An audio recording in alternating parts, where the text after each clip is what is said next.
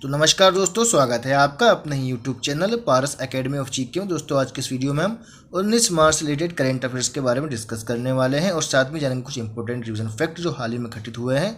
दोस्तों ये वीडियो आने वाली railway group D, SSC, NTPC और अन्य महत्वपूर्ण परीक्षाओं के लिए अत्यंत उपयोगी है। तो वीडियो को अंत तक देखें और जिन लोगों ने अभी तक हमारे चैनल को सब्सक्राइब नहीं किया, चैनल सब्सक्राइब कर ले और बेल आइकन के बटन को प्रेस कर दे जिससे आपको जीके अपडेट्स मिलता रहे। वीडियो को लाइक, कमेंट, शेयर करना ना भूलें। दोस्तों आपका एक लाइक, आपका एक कमेंट हमारा हौसला बढ़ाता है, हमें मोटिवेट करता है। तो शुरू करते हैं कुछ इंपॉर्टेंट रिवीजन फैक्टर से और उसके बाद जानेंगे कुछ 19 मार्च से करेंट अफेयर्स के क्वेश्चंस और उनके सॉल्यूशन, वो भी फैक्ट के साथ। तो शुरू करते हैं important revision fact.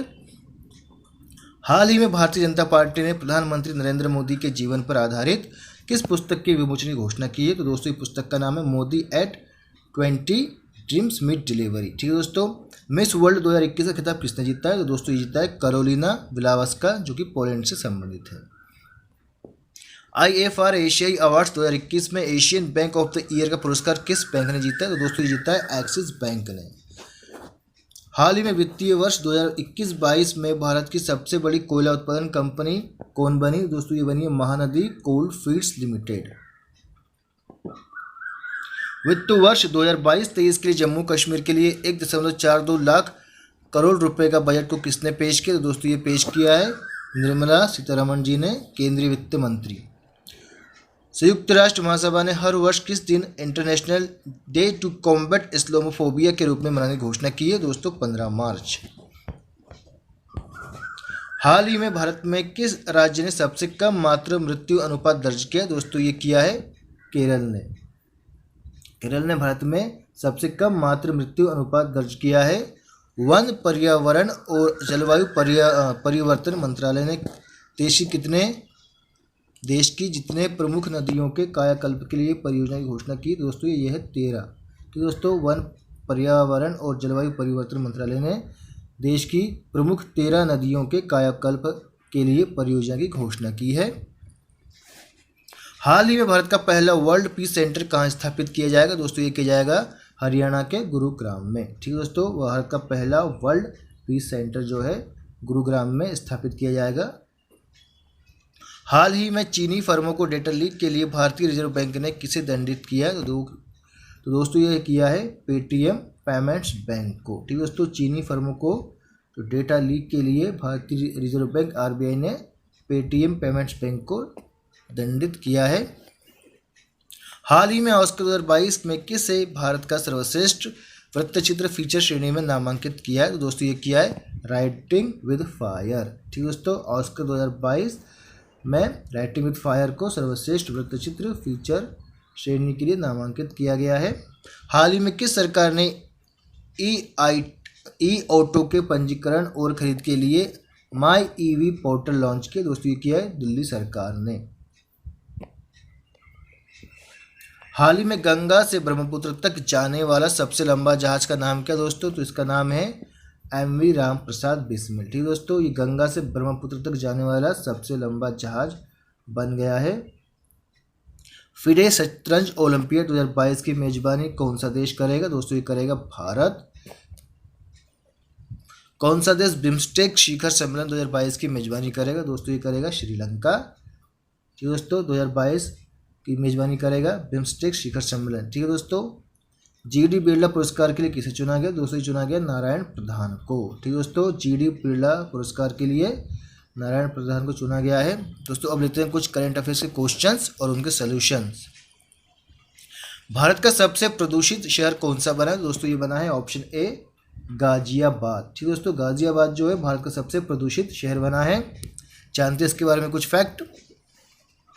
Centre for science and environment CSI द्वारा जारी report all India winter air quality analysis के अनुसार भारत का सबसे प्रदूषित शहर जो है गाजियाबाद बना है, जहां पर पार्टिकुलेट मैटर 2.5 औसत 178 माइक्रोग्राम प्रति क्यूबिक मीटर प्रदूषण दर्ज किया गया। ठीक है दोस्तों, इसके बाद दिल्ली में सर्दियों का औसत 170 माइक्रोग्राम प्रति क्यूबिक मीटर प्रदूषण दर्ज किया गया है। उत्तर भारत के अन्य प्रदूषित शहरों में शामिल दोस्तों फरीदाबाद, मानसेर, बागपत, नोएडा, गुरुग्राम, मेरठ और हापुड़। ठीक है दोस्तों, जो शहर दोस्तों ये भी उत्तर भारत के प्रदूषित शहरों में से शामिल है। ठीक है दोस्तों, कौन कौन से? फरीदाबाद, मानसर, बागपत, नोएडा, गुरुग्राम, मेरठ और हापुड़। पूर्वी क्षेत्र में सबसे प्रदूषित शहर कौन सा दोस्तों? सिवान। ठीक है दोस्तों, जो पूर्वी क्षेत्र का सबसे प्रदूषित शहर है सिवान है। पश्चिम क्षेत्र में सबसे प्रदूषित शहर है अंकलेश्वर, जो गुजरात में स्थित है। मध्य क्षेत्र में सबसे प्रदूषित शहर है सिंगरौली, जो कि मध्य प्रदेश में स्थित है। दक्षिण क्षेत्र में सबसे प्रदूषित शहर कौन कौन से दोस्तों? कुलबर्गी और हैदराबाद। ठीक है दोस्तों, जो कि दक्षिण क्षेत्र के सबसे प्रदूषित शहर है। इस रिपोर्ट में उत्तर भारत का शहर श्रीनगर सबसे स्वच्छ शहर पाया गया। ठीक है दोस्तों, कौन सा? उत्तर भारत का शहर जो है श्रीनगर सबसे स्वच्छ शहर पाया गया। ठीक है दोस्तों, और जो टॉप 3 प्रदूषित शहरों की सूची में दोस्तों सबसे पहले नंबर पर है गाजियाबाद, दूसरे पर है दिल्ली और तीसरे पर है फरीदाबाद। ठीक है दोस्तों, तो ये टॉप 3 प्रदूषित शहर है। ठीक है दोस्तों, ये कुछ फैक्ट थे जो हमने आपको बताए हैं। अभी लेते हैं अगला प्रश्न। किस देश ने मार्च 2022 में इंस्टाग्राम की जगह रोजग्राम लॉन्च करने का फैसला किया? दोस्तों ये किया है ऑप्शन ए रूस। रूस ने मार्च 2022 में इंस्टाग्राम की जगह रोजग्राम लॉन्च करने का फैसला लिया है। जानते हैं इसके बारे में कुछ फैक्ट। रूस ने 28 मार्च 2022 को इंस्टाग्राम की जगह रोजग्राम लॉन्च करने का फैसला किया है। रोजग्राम के रंगों और लेआउट में इंस्टाग्राम से प्रबल समानता होगी, उसके जैसा ही होगा बिल्कुल। ये रोजग्राम की वेबसाइट का दावा है कि ऐप में कुछ कंटेंट के लिए क्राउड फंडिंग और पेड एक्सेस जैसे अतिरिक्त फीचर भी होंगे। फेसबुक के इंस्टाग्राम को रूस में ब्लॉक कर दिया गया था, जिसके तहत रूस ने ये कदम उठाया और इंस्टाग्राम की जगह पर रोजग्राम को लॉन्च करने का फैसला किया है। दोस्तों लेते हैं अगला प्रश्न। माई 11 सर्कल ने अपना नया ब्रांड एम्बेसडर किसे नियुक्त किया? दोस्तों ये किया है शुभमन गिल और ऋतुराज गायकवाड़। ठीक है दोस्तों, तो इसका जो ऑप्शन डी है ए बी दोनों ये सही है इसका। ठीक है दोस्तों, इसमें अभी हाल ही में शुभमन गिल और ऋतुराज गायकवाड़ को माई 11 सर्कल ने अपना नया ब्रांड एम्बेसडर नियुक्त किया है। ठीक है दोस्तों, तो ऑप्शन डी ए और बी दोनों सही होगा। जानते हैं इसके बारे में कुछ फैक्ट। दोस्तों ये तस्वीर है ऋतुराज गायकवाड़ और शुभमन गिल की। ठीक है दोस्तों, लेते हैं कुछ फैक्ट इसके बारे में। गेम्स 24/7 प्राइवेट लिमिटेड भारत की अग्रणी डिजिटल स्किल गेम्स कंपनी ने भारतीय क्रिकेटरों शुभमन गिल और ऋतुराज गायकवाड़ को अपने माई 11 सर्कल फैंटेसी गेम प्लेटफॉर्म के लिए अपना नया ब्रांड एम्बेसडर नियुक्त किया है। ये दोनों टीवी, डिजिटल और सोशल मीडिया प्लेटफॉर्म पर गेम्स 24/7 के मल्टीमीडिया अभियानों में शामिल होंगे। 2006 में भाविन पंड्या और त्रिविक्रमण थम्पी द्वारा स्थापित, ठीक है दोस्तों, कौन कौन? भाविन पंड्या और त्रिविक्रमण थम्पी द्वारा स्थापित गेम्स 24/7 कौशल खेलो, रमी सर्कल, माई 11 सर्किल, कैरम और आकस्मिक खेलो यू गेम्स की एक श्रृंखला प्रदान करता है। ठीक है दोस्तों, तो इसका जो निर्माण किया था किसने किया? 2006 में भाविन पंड्या और त्रिविक्रमण थम्पी ने। ठीक है दोस्तों, ये संस्थापक है गेम्स 24/7 के। माई 11 सर्किल की नई Indian Premier League IPL team Lucknow super giants का आधिकारिक शीर्षक प्रायोजक भी है। ठीक है दोस्तों, जो माई 11 सर्किल है ये IPL की जो टीम है लखनऊ सुपर जायंट्स, इसका एक आधिकारिक शीर्षक प्रायोजक भी है। जनवरी 2022 में गेम्स 24/7 ने बॉलीवुड अभिनेता ऋतिक रोशन को ऑनलाइन कौशल गेमिंग प्लेटफॉर्म के लिए अपना ब्रांड एम्बेसडर नियुक्त किया। ठीक है दोस्तों, तो ये फैक्ट थे, इसको आप याद करके चलिए माई 11 सर्कल के संबंधित। लेते हैं अगला प्रश्न। किस शहर ने 2050 तक कार्बन उत्सर्जन को शून्य करने की घोषणा की? दोस्तों ये किया है ऑप्शन बी मुंबई ने। ठीक है दोस्तों, मुंबई ने अभी हाल ही में घोषणा की है कि 2050 तक कार्बन उत्सर्जन को हम शून्य करने की घोषणा करते हैं। ठीक है दोस्तों, ये इसका उत्तर क्या है? Option B Mumbai. जानते हैं इसके बारे में कुछ फैक्ट। मुंबई महाराष्ट्र ने 2050 तक कार्बन उत्सर्जन को शून्य करने के लिए अपने विस्तृत ढांचे की घोषणा की है और ऐसा लक्ष्य निर्धारित करने वाला दक्षिण एशिया का पहला शहर बन गया। ठीक है दोस्तों, कौन? जो मुंबई है इसने महाराष्ट्र में 2050 तक कार्बन उत्सर्जन को शून्य करने के लिए अपने विस्तृत ढांचे की घोषणा की है और ऐसा लक्ष्य निर्धारित करने वाला दक्षिण एशिया का ये पहला शहर बन गया है। मुंबई का लक्ष्य 2070 तक शून्य उत्सर्जन तक पहुंचने के भारत के लक्ष्य से 20 साल आगे। ठीक है दोस्तों, जो 2070 तक क्या किया भारत ने लक्ष्य रखा है शून्य उत्सर्जन तक। ठीक है दोस्तों, जबकि मुंबई ने 2050 तक। ठीक है दोस्तों, और लक्ष्य में 2030 तक ग्रीन हाउस गैस उत्सर्जन 30% की कमी और 2040 तक 44% की कमी शामिल है। मुंबई ने सार्वजनिक परिवहन को विद्युतीकरण करने जैसे डीकार्बोनाइजेशन उपायों के लिए कई अल्पकालिक लक्ष्य निर्धारित कर लिए हैं। यह 2023 तक 31 बिलियन रुपए की लागत से 2100 इलेक्ट्रिक बसों को अपनाने की योजना बना रहा है।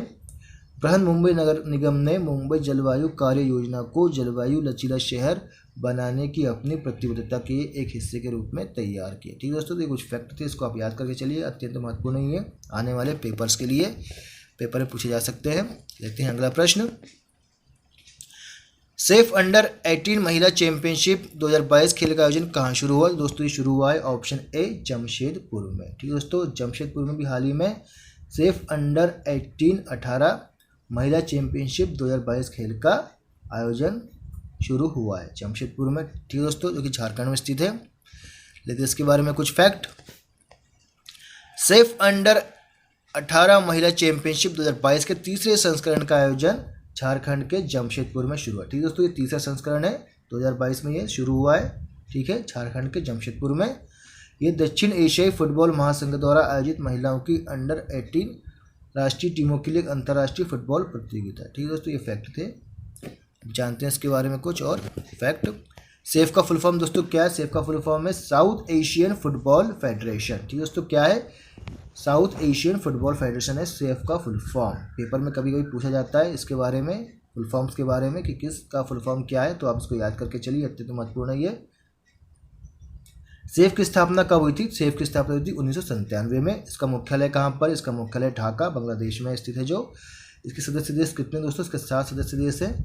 पाकिस्तान, बांग्लादेश, भारत, श्रीलंका, भूटान, मालदीव, नेपाल। ठीक है दोस्तों, और इसके अध्यक्ष कौन है? इसके अध्यक्ष काजी सलाउद्दीन। ठीक है दोस्तों, इसके अध्यक्ष कौन है? काजी सलाउद्दीन है।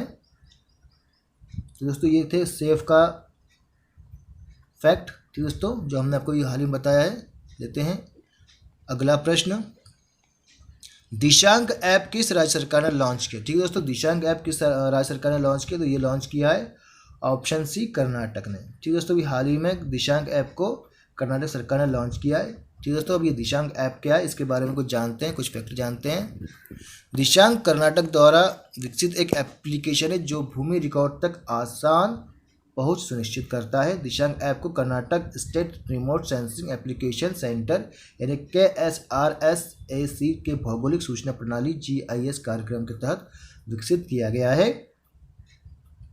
डिजिटल स्कैन और भू संदर्भित मानचित्रों की उपलब्धता ने ऐप को बनाना आसान कर दिया है। ठीक है दोस्तों, दिशांक ऐप भूमि के बारे में जानकारी प्रदान करती है। ठीक है दोस्तों, जिसमें भूमि मालिक का नाम, भूमि की सीमा, स्वामित्व का प्रकार, भूमि का प्रकार, मुकदमेबाजी, भूमि श्रेणी और भूमि पर किए जा रहे किसी भी अन्य सक्रिय लेन देन का शामिल किया गया। ठीक है दोस्तों, तो ये दिशांक ऐप इस बारे में जानकारी प्रदान करता है भूमि के बारे में। ठीक है, तो इसको आप याद करके चलिए, अत्यंत महत्वपूर्ण है ये, पेपर में आने की पूरी संभावना है। लेते हैं अगला प्रश्न।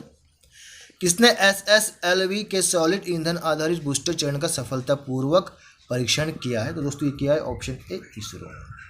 इसरो ने हाल ही में अभी SSLV के सॉलिड ईंधन आधारित बूस्टर चरण का सफलतापूर्वक परीक्षण किया है। ठीक है, जानते हैं इसके बारे में कुछ फैक्ट।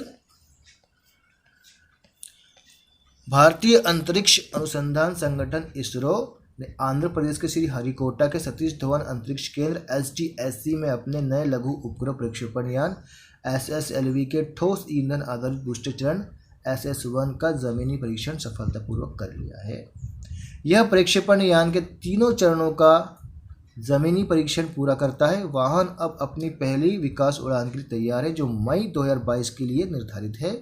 SSLV के अन्य चरणों में जैसे SS2 और SS3 ने सफलतापूर्वक आवश्यक जमीनी परीक्षण किए हैं और ये एकीकरण के लिए तैयार है। वर्तमान में छोटे उपग्रह का प्रक्षेपण इसरो के PSLV पर बड़े उपग्रह प्रक्षेपण के साथ पिगी बैंक की सवारी पर निर्भर है, जिसने लगभग 50 सफल प्रक्षेपण पूरे कर लिए। ठीक है दोस्तों, ये फैक्ट थे कुछ SSLV के बारे में। ठीक है, इसरो के बारे में तो जानते हैं कुछ और फैक्ट। तो दोस्तों PSLV का फुल फॉर्म क्या होता है? PSLV का फुल फॉर्म होता है पोलर सैटेलाइट लॉन्च व्हीकल। ठीक है दोस्तों, पेपर में अक्सर पूछा गया इसके बारे में कि PSLV का फुल फॉर्म क्या होता है, कई बार आया है पोलर सैटेलाइट लॉन्च व्हीकल। और SSLV का फुल फॉर्म क्या होता है? Small satellite launch vehicle. ठीक है दोस्तों, जानते इसरो के बारे में। तो दोस्तों इसरो के जो अध्यक्ष कौन है? डॉक्टर S सोमनाथ, और अंतरिक्ष सचिव भी जो है वो S सोमनाथ ही है। मुख्यालय कहाँ है दोस्तों इसका? बेंगलुरु कर्नाटक में है। स्थापना इसकी कब हुई थी? 15 अगस्त 1969 में। ठीक है दोस्तों, तो ये कुछ फैक्ट थे इसरो से संबंधित। लेते हैं अगला प्रश्न। केंद्र सरकार ने मार्च 2022 से निलंबित 5 वर्षीय पर्यटक वीजा कितने देशों के नागरिकों के लिए तत्काल प्रभाव से बहाल कर दिया है? तो दोस्तों ये किया है ऑप्शन सी 156 देश। ठीक है दोस्तों, केंद्र सरकार ने 156 देशों वर्षीय पर्यटक वीजा को नागरिकों के लिए तत्काल प्रभाव से बहाल कर दिया है। ठीक है, लेते हैं अगला प्रश्न। भारत में किस कंपनी ने किसानों को जल दक्षता बढ़ाने में मदद करने के लिए एंड ड्रिप के साथ भागीदारी की? दोस्तों ये किया है ऑप्शन ए पेप्सिको ने। पेप्सिको ने क्या किया है? किसानों को जल दक्षता बढ़ाने में मदद करने के लिए एंड ड्रिप के साथ भागीदारी की है। जानते इसके बारे में कुछ फैक्ट। पेप्सिको इंडिया ने भारत में किसानों को जल दक्षता बढ़ाने में मदद करने के लिए गुरुत्वाकर्षण संचालित सूक्ष्म सिंचाई प्रणालियों के निर्माता एंड ड्रिप के साथ साझेदारी की घोषणा की है।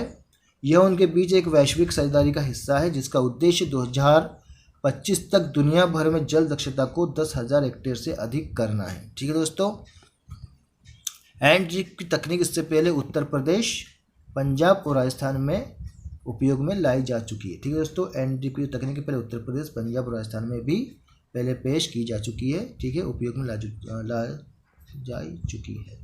दोस्तों तो ये कुछ फैक्ट थे। लेते हैं अगला प्रश्न। किस राज्य की पूर्व राज्यपाल सुश्री कुमुदबेन जोशी का निधन हुआ? दोस्तों ये हुआ है ऑप्शन सी आंध्र प्रदेश। ठीक है दोस्तों, आंध्र प्रदेश की पूर्व राज्यपाल थी सुश्री कुमुदबेन जोशी, जिनका हाल ही में निधन हुआ है। ठीक है, लेते हैं अगला प्रश्न। किस संस्थान ने माइक्रो फाइनेंस लोन के लिए नियामक ढांचे के निर्देशों को जारी किया? दोस्तों ये किया है ऑप्शन बी RBI ने, भारतीय रिजर्व बैंक ऑफ इंडिया। ठीक है दोस्तों, इस संस्थान ने क्या किया? माइक्रो फाइनेंस लोन के लिए नियामक ढांचे के निर्देशों को जारी किया है। जानते इसके बारे में कुछ महत्वपूर्ण फैक्ट। भारतीय रिजर्व बैंक ने RBI, ठीक है, माइक्रो फाइनेंस ऋण के लिए नियामक ढांचा निर्देश 2022 जारी किया है जो 1 अप्रैल 2022 से प्रभावी होगा। RBI ने विनियमित संस्थाओं RE को माइक्रो फाइनेंस सेगमेंट को ऋण देना सुनिश्चित करने के लिए कहा है। ठीक है, ये कुछ फैक्ट थे इस सवाल के। लेते हैं अगला प्रश्न। फसल विविधीकरण सूचकांक का उपयोग करने के लिए देश में पहला राज्य कौन सा होगा? दोस्तों ये होगा ऑप्शन बी तेलंगाना। ठीक दोस्तों, फसल विविधीकरण सूचकांक का उपयोग करने के लिए देश का पहला राज्य बना है तेलंगाना बना है दोस्तों। ठीक है, इसको आप याद करके चलिए, ऑप्शन बी तेलंगाना इसका सही जवाब होगा। लेते हैं इसके बारे में कुछ इंपॉर्टेंट फैक्ट। देश में पहली बार, ठीक है दोस्तों, देश में पहली बार तेलंगाना ने एक सूचकांक के रूप में फसल विविधीकरण पैटर्न दर्ज करना शुरू किया है। फसल विविधीकरण सूचकांक के अनुसार राज्य 77 किस्मों को उगाता है जिसमें लगभग 10 फसलें होती है जिनमें ज़्यादातर अनाज विविधीकरण के लिए पसंद किए जाते हैं। यह सूचकांक राज्य में भविष्य में फसल विविधीकरण के लिए आधार का काम करेगा। ठीक है दोस्तों, ये फैक्ट थे, इस पर ध्यान दीजिए। लेते हैं हम अगला प्रश्न। भारतीय सेना ने अपने किस संस्थान को general Vipin Rawat memorial chair of excellence की स्थापना करने की घोषणा की है? दोस्तों ये किया है option D the United service institution of India. ठीक है दोस्तों, the United service institution of India ने क्या किया है? General Vipin Rawat memorial chief chair of excellence के साथ स्थापना की घोषणा की है। ठीक है दोस्तों, लेते हैं अगला प्रश्न। ये तस्वीर देख रहे हैं आप, ये स्वर्गीय जनरल विपिन रावत जी की है, ठीक है, जिनका हाल ही में निधन हुआ था। लेते हैं अगला प्रश्न। किस कंपनी ने 5वें भुगतान टेक स्टार्टअप आइसलैंड टेक्नोलॉजीज का अधिग्रहण किया है? दोस्तों ये क्या है? ऑप्शन डी रिजर्व पे ने। रिजर्व पे ने 5वें भुगतान टेक स्टार्टअप आइसलैंड टेक्नोलॉजीज का अधिग्रहण किया है हाल ही में। ठीक है दोस्तों, तो ऑप्शन डी रिजर्व पे को आप याद करके चलिए, अत्यंत महत्वपूर्ण है ये। लेते हैं अगला प्रश्न। कौन सा देश सूचीबद्ध कंपनियों के बोर्ड में महिलाओं के मामले में दक्षिण एशिया में शीर्ष पर है। ठीक है दोस्तों, कौन सा देश जो है सूचीबद्ध कंपनियों के बोर्ड में महिलाओं के मामले में दक्षिण एशिया में शीर्ष पर? दोस्तों ये है ऑप्शन ए बांग्लादेश। ठीक है दोस्तों,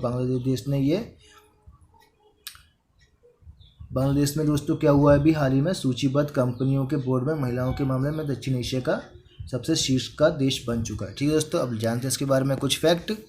इंटरनेशनल फाइनेंस कॉरपोरेशन IFC और ढाका स्टॉक एक्सचेंज DAC द्वारा किए गए एक अध्ययन में कहा गया है कि सूचीबद्ध कंपनियों के बोर्ड में महिलाओं के मामले में बांग्लादेश जो दक्षिण एशिया में सबसे ऊपर है। ठीक है दोस्तों, नवीनतम आंकड़ों के अनुसार कोविड-19 के प्रभाव के बावजूद सूचीबद्ध कंपनियों में स्वतंत्र निदेशक होने वाली महिलाओं के प्रतिशत में 2020 में 5% से 6% वृद्धि हुई है,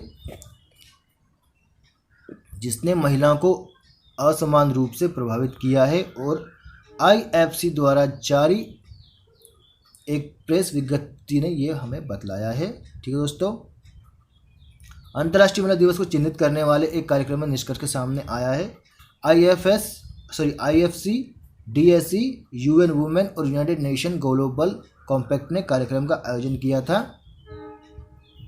IFC ने लगातार 7वें वर्ष ring the bell for gender equality के लिए TAC, UN women, United Nation global compact के साथ भागीदारी की है। ठीक है दोस्तों, अब जानते हैं बांग्लादेश के बारे में कुछ फैक्ट। दोस्तों, बांग्लादेश की राजधानी क्या है? ढाका। राष्ट्रपति कौन है यहाँ के? अब्दुल हमीद। प्रधानमंत्री जो है शेख हसीना है। ठीक है दोस्तों, और जो मुद्रा है वो है बांग्लादेशी टका। ठीक है दोस्तों, ये थोड़ा ऊपर नीचे लिखा गया है, इसको आप थोड़ा करेक्शन कर लीजिए। मुद्रा क्या है जिसकी? बांग्लादेशी टका है, और प्रधानमंत्री कौन है? शेख हसीना है। ठीक है दोस्तों, ये कुछ फैक्ट थे। लेते हैं अगला प्रश्न। UK चिल्ड्रन बुक अवार्ड किसे दिया जाएगा? दोस्तों ये दिया जाएगा ऑप्शन ए मंजित मान को। ठीक है दोस्तों, UK चिल्ड्रन बुक अवार्ड किसे दिया जाएगा? दोस्तों ये दिया जाएगा ऑप्शन ए मंजित मान को। जो तस्वीर आप देख रहे हैं दोस्तों, ये मंजित मान जी की है।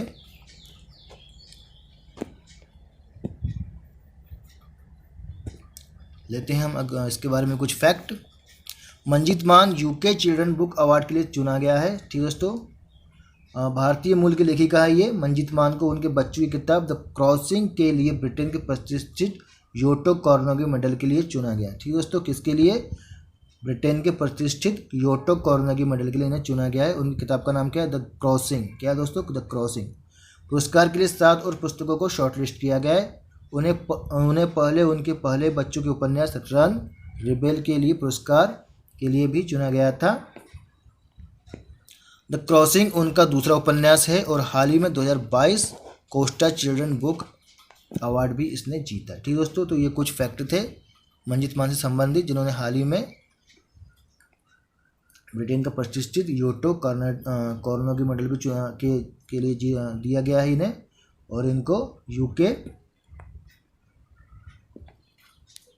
तो दोस्तों ये थे कुछ फैक्ट जो कि हम आपके लिए लेकर आए थे, और कुछ करंट अफेयर क्वेश्चंस। ठीक है दोस्तों, आशा करते हैं आपको ये पसंद आया होगा। वीडियो को लाइक करें, कमेंट करें, शेयर करें, और जिन लोगों ने अभी तक हमारा चैनल सब्सक्राइब नहीं किया, चैनल सब्सक्राइब कर ले।